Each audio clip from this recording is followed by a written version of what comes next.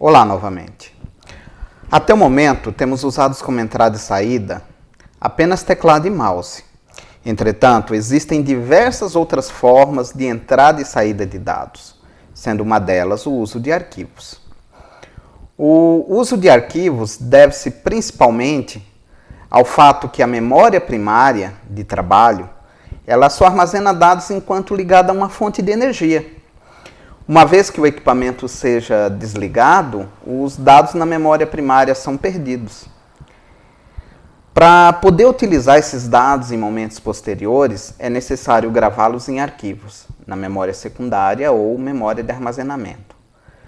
Para isso, usamos arquivos em HDs, pendrives, cartões de memórias e outros dispositivos similares. Para o uso de arquivos durante o desenvolvimento de algoritmos, é necessário o uso de bibliotecas específicas para isso. Em geral, as linguagens de programação disponibilizam pelo menos uma forma de manipulação de arquivos. Geralmente, essa manipulação de arquivos envolve uma série de tarefas, sendo que muitas vezes essas ações podem estar divididas em várias bibliotecas, não apenas uma. Em geral, encontram-se na mesma biblioteca as tarefas de criação, leitura e escrita de arquivos, por exemplo. Em C++, ações como apagar, mover ou renomear arquivos são feitos por uma biblioteca, enquanto que leitura e escrita são realizadas usando uma outra biblioteca, a fstream, que utiliza a metáfora de um fluxo de dados para manipulação de arquivos. É importante ter em mente que, na maioria das linguagens de programação, para eu ler ou escrever em um arquivo, eu preciso abri-lo antes. Após realizar as tarefas, é necessário fechá-lo para descarregar o conteúdo, o conteúdo do arquivo no disco, Então, eu descarrego o conteúdo da memória, dos buffers, no arquivo em si. Continuando, é possível pensar em dois tipos de arquivos, de acordo com como os dados são manipulados.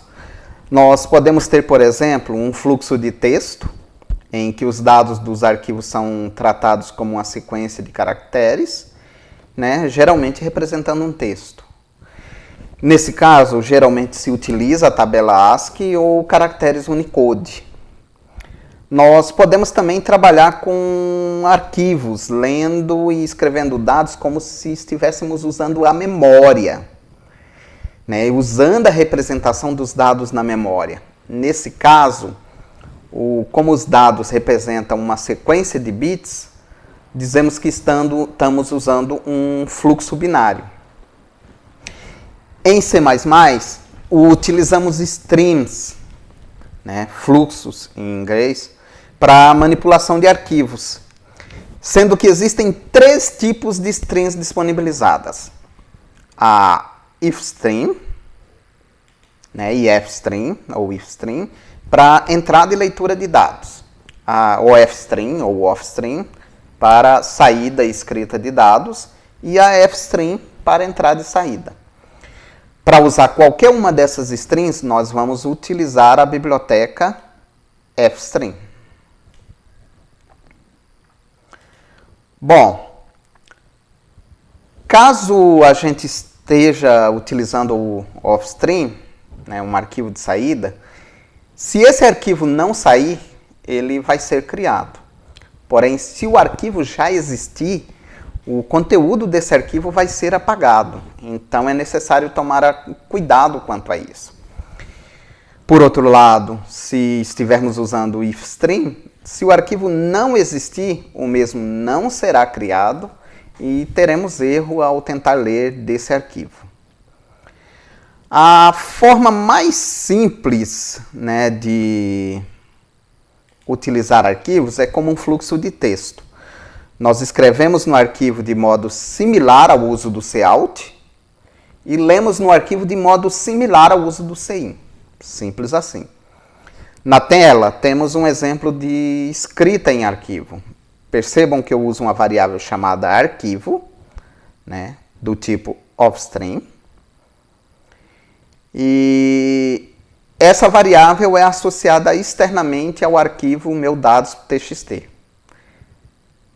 Esse arquivo ele vai ficar na mesma pasta que o executável do algoritmo, mas eu poderia passar, entre aspas, qualquer caminho reconhecido pelo sistema operacional.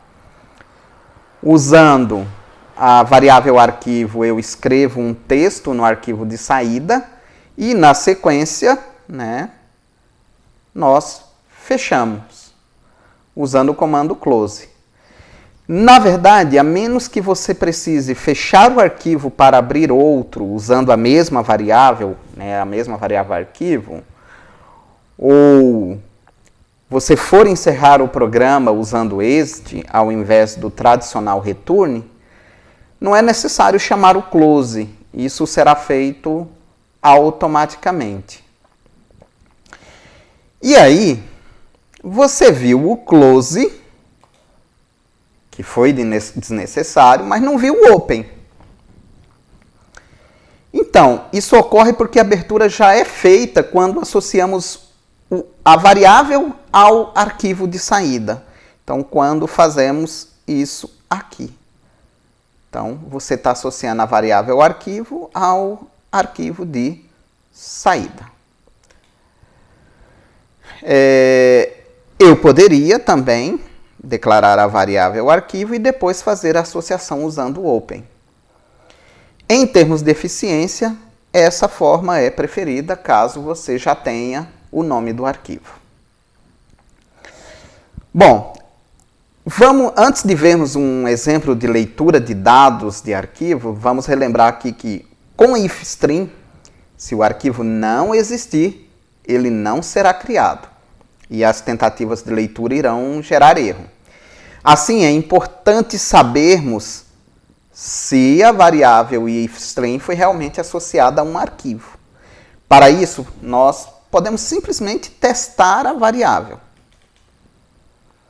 de uma maneira similar aí ao que está em tela. Com isso, nós agora vamos fazer um exemplo de leitura de dados de um arquivo, como está ilustrado aí ao lado. Implemente esse código, teste, implemente o código de escrita e agora esse de leitura, execute os dois e veja o que acontece. Observe que nós utilizamos um while para ir lendo os dados do arquivo.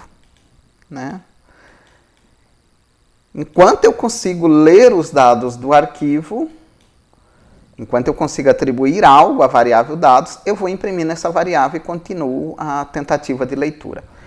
Essa tentativa só vai parar quando o arquivo se encerrar ou quando eu tentar atribuir algo à variável que ela não pode receber. Tentar atribuir um texto para uma variável inteira, por exemplo. Essa abordagem é preferível do que verificar se não chegou no final do arquivo, usando o EOF.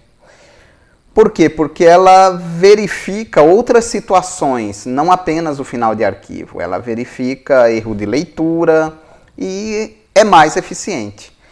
Observe que nós também podemos testar outros comandos de leitura, como o getLine, para pegar uma linha inteira, ou o get, para pegar um único caractere. Vamos ver agora um exemplo mais completo. Eu quero ler um arquivo texto, chamado dados.dat, e eu quero imprimir a média dos valores dos números nesse arquivo, só que eu não sei quantos números tem lá. Então, uma das formas de resolver é ler os dados por meio de um while. Então, enquanto eu consigo ler, eu vou lendo e incrementando uma variável acumuladora chamada soma. Depois do término da leitura, imprimo a média. Então, é importante que você implemente esse programa, teste ele, crie um arquivo dados.dat para ver o que acontece. Aqui nós temos um pequeno exemplo né, com um arquivo que não existia, ou seja, não havia o arquivo dados.dat.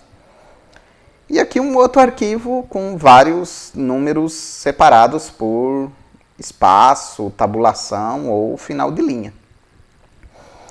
Teste você, inclusive, com esses valores para ver se obtém o mesmo resultado. Bom, antes de concluirmos a parte de fluxo de texto em arquivos, é importante falarmos sobre duas coisas: status de um arquivo e modo de abertura. Status de um arquivo diz respeito se ele está próprio ou impróprio para uso. Então, caso tentemos ler um dado de um arquivo, por exemplo, sem sucesso, a variável associada ao arquivo fica marcada como imprópria e uma tentativa posterior de leitura ou escrita irão gerar erro. Para modificar o status dessa variável para a própria novamente, é necessário utilizar o método clear. No que diz respeito aos modos de abertura, em algumas situações específicas pode ser necessário abrir o arquivo de uma forma especial, como abri-lo para escrever no final apenas. Para a grande maioria das nossas necessidades, isso não é necessário. Nós temos na tela um exemplo de abertura de um arquivo em modo para escrita no final, usando iOS app de append. Na sequência, nós temos uma abertura em modo binário, mas esse modo binário, esse nome é enganoso. Esse modo ele é utilizado apenas para indicar que o programa não vai converter entre /n e /r/n na hora de escrever o término de linha. Nós aproveitamos para esclarecer que a maioria dos sistemas operacionais utilizam apenas /n para indicar término de linha em arquivos, enquanto DOS e Windows utilizam /r/n. Então o iOS Binary só vai cuidar disso. Não vai abrir em modo para edição binária. Para usar fluxo binário não é necessário isso. Bom, é isso. Pratiquem o aprendido. Na próxima aula falaremos sobre arquivos binários e arquivos tipados. Aguardo vocês.